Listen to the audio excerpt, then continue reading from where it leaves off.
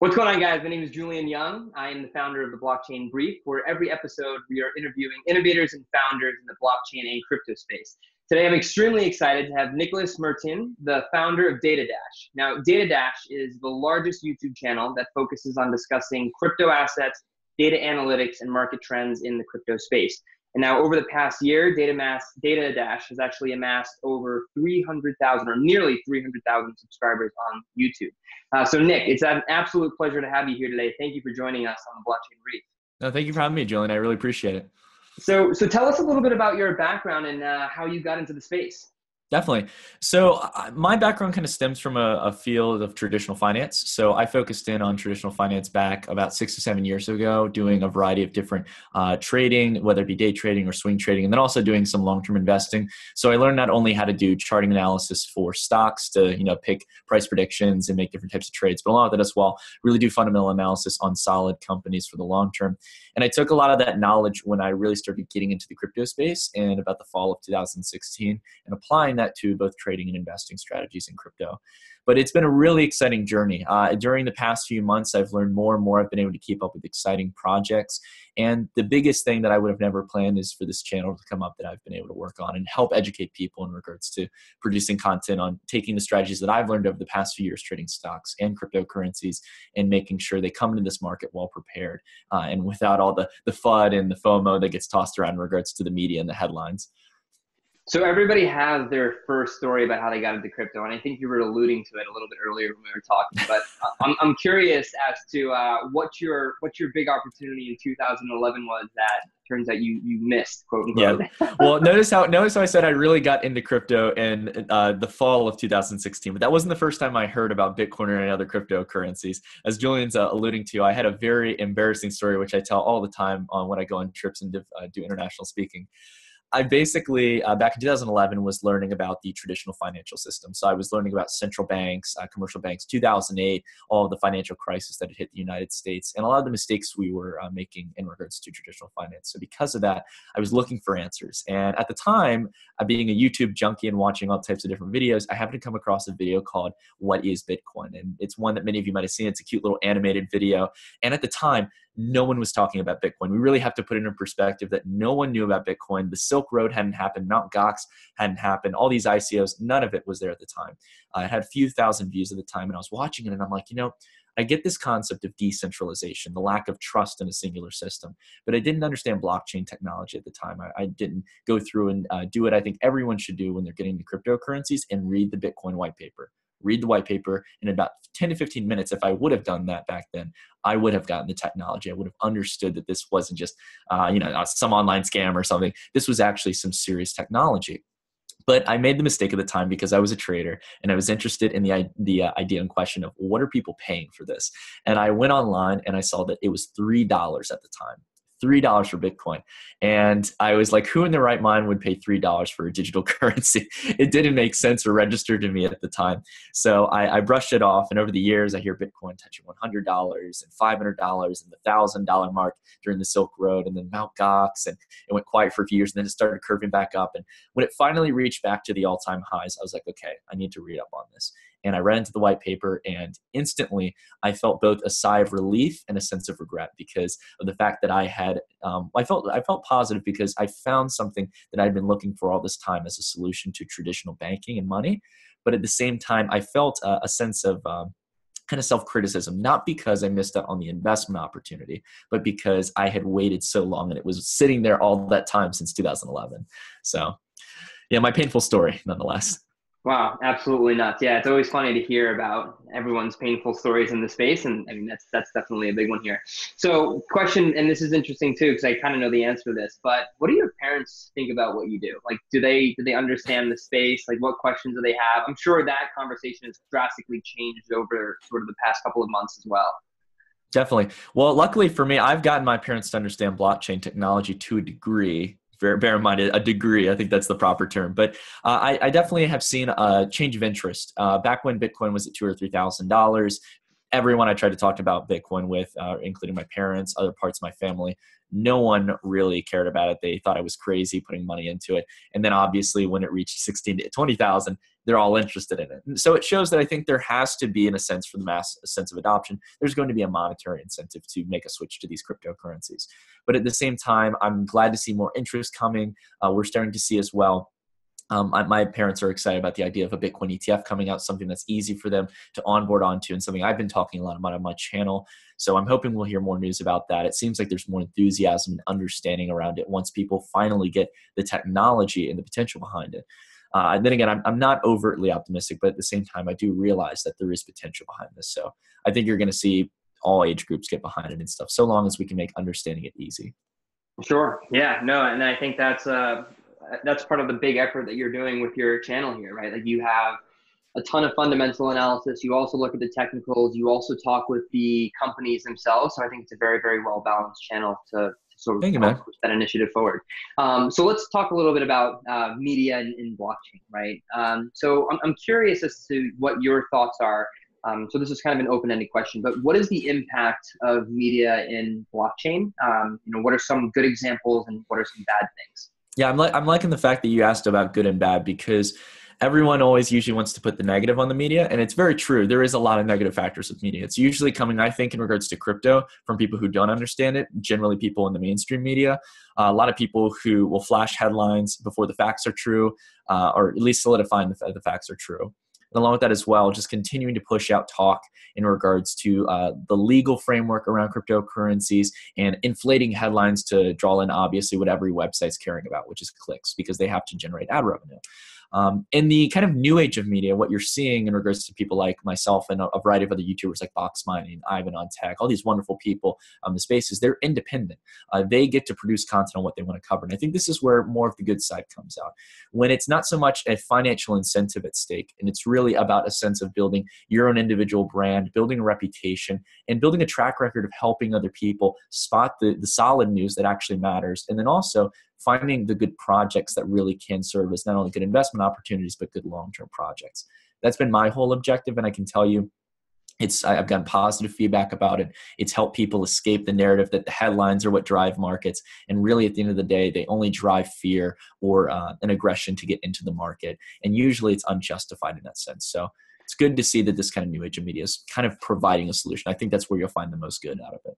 Sure. And before you jump into the bad, would love to kind of pick your brain a little bit about like where you go to for your resources, right? Mm-hmm. In terms of news, validation of news, and also companies. Definitely. There's a lot of different sources. I not only will turn to a variety of, well, it depends what you're covering. So if you're covering any project, it's a definite that you have to read the white paper, check any social media sources, look for any interviews with the founders. And that's another thing as well. You can get a lot of great sources from different websites, so different article sites like CoinDesk and Cointelegraph. You can get it from other independent journalists. You can get it from other YouTubers in the space. You can really kind of get a network of different types of information. I can tell you for different things, it's a variety of different sources depending on what I'm trying to research. But nonetheless, there's so much out there. It's very good that when you're going about trying to invest in something or take actual action in regards to your investments, that you consult with a lot of different sources. The one thing that I'll say is most underrated out of anything is the community. If you can get a good network of people in regards to people who are also engaged in this, you have a million eyes in the sky in that case. And because crypto is so fanatic, especially during bull runs when things are exciting, you need a lot of different eyes in the sky watching different parts of the market, talking about what they're passionate about, and ears to listen. So that's the major thing that's helped me, is being open to listening to just other people, keeping up with everything. Awesome stuff, man. Now let's get back into the bad side of media, right? We'd love your take on that. Yeah, definitely. I mean, I see, again, going back to what I was saying earlier, you see it kind of generally, I don't mean to just stereotype mainstream media, because there's also stuff that's bad in regards to the kind of new alternative media on YouTube and stuff. I would say that the bad really comes when there's too much of a financial incentive at stake, whether that's for advertising revenue, so you're trying to generate clicks and fear in the market, or an urgency to get into the market, usually referred to as FOMO. But the whole thing that I generally see is that if you don't sense a sense of integrity, if you don't have the transparency there, or a station that when they make a mistake, whether it be an individual or an entire media brand, if they make a mistake and they don't call back on it and become clear and transparent with their audience, you can obviously see people stir away from them. But I think we still give them too much reputation in regards to some of the flaws that some of them perpetrate on a day-to-day basis in the headlines. So that's where I mostly see it. I think it's usually someone pushing emotion rather than facts. That's the biggest thing that I look out for. Yep, and that's obviously a very, very big driver in the space right now. So it is. We'll see what happens over time as that sort of gets clamped down on. What are your thoughts about sort of the echo chamber in the media crypto world, right? Because, I mean, I think especially when it comes to, and we'll just talk about like hodling specifically, right? Like, is there this like groupthink mentality that could potentially be detrimental in a sense, right? Like, I'm curious as to what your take is. Yes, as much as I believe in cryptocurrencies themselves, I don't always believe simply in the hodl mentality, because a lot of people can get burnt in this market. I'm not going to sit here, as much as I'm optimistic on cryptocurrencies, I'm not going to be, I guess, ignorant about the current symptoms we have in this market for being so new. When you're dealing with any new market, you're going to have a lot of failed projects. Imagine it as if when you're investing in these cryptocurrencies, you have the success rate of a startup.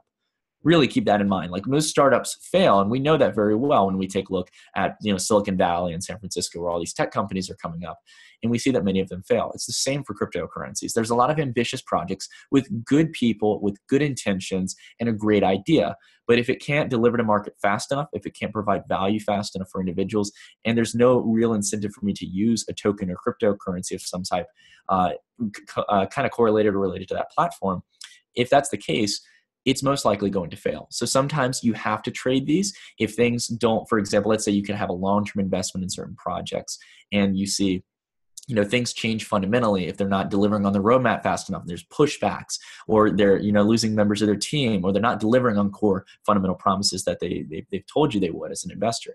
You can cut out of those projects and keep up with the ones that are up to date. You have to be mobile in this market, and you cannot get caught up in the emotion.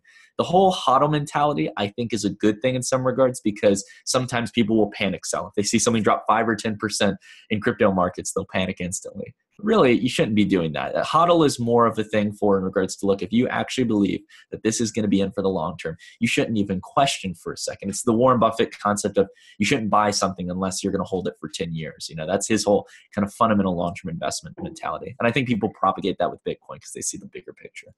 So I guess the question there then, as sort of a follow-up, is, you're sort of talking about are people, do they really believe in the technology to hold it for a long term? However, do people really understand sort of the underlying technology that sort of powers this entire space? Like, I'm sure you've spoken to some of your viewers, just a lot of people in the industry. Like, what are your general sentiments around that? Well, yeah, I think what we're generally at right now is that most people within about a 5 to 10 minute time period can watch a video online and understand, I understand what blockchain technology is at a base core. I understand what maybe proof of work consensus means. I understand what all these maybe core statements are in regards to crypto.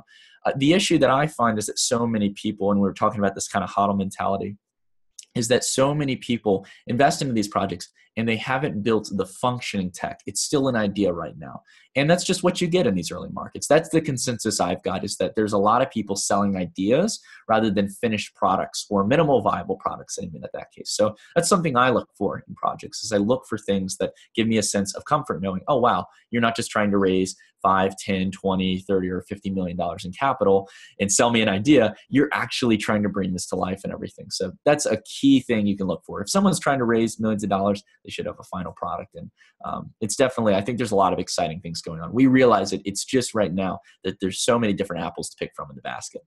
Sure. So let's talk a little bit more about the projects that you're excited about, right? Like, what's top of the list, and would love to hear a little bit as to why. Definitely. So I've got a lot of different names. A lot of them fit into a kind of basket of what I call the protocol wars. This is something that I've been kind of naming as of recent, but it's something that I'm looking forward to. And it's a growing trend that I think is going to lead to the next bull cycle in crypto markets. Basically speaking, protocols or enterprise platforms, there's a lot of different terms that define them, are different types of platforms like Ethereum, for example. Ethereum allows you to execute decentralized applications as well as smart contracts. Well, I believe that not only are we going to possibly see Ethereum thrive, but we're going to see a whole awash of different competitors come up over the next few years that are 3rd or 4th generation blockchains that offer systems of governance, offer more flexibility for developers, ease of use in regards to utilizing blockchain for applications and smart contracts, and these protocols that offer a ton more scalability, privacy, and a dozen other features that we're really looking for, that developers are looking for, and interoperability. I know it sounds like a lot of fancy terms, but these are all very key things that are necessary for these projects to really take off.